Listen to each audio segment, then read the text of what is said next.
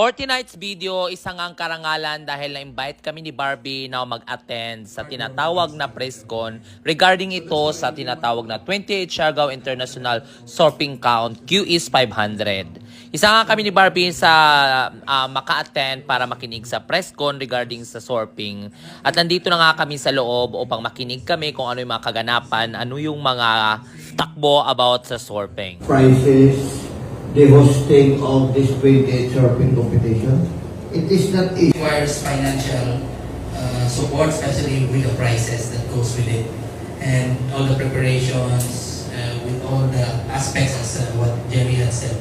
So, what we try to sell is not only that this Siargao, about Siargao, but we sell that this tournament is a platform for development of our people, especially our... About naman dito sa conference,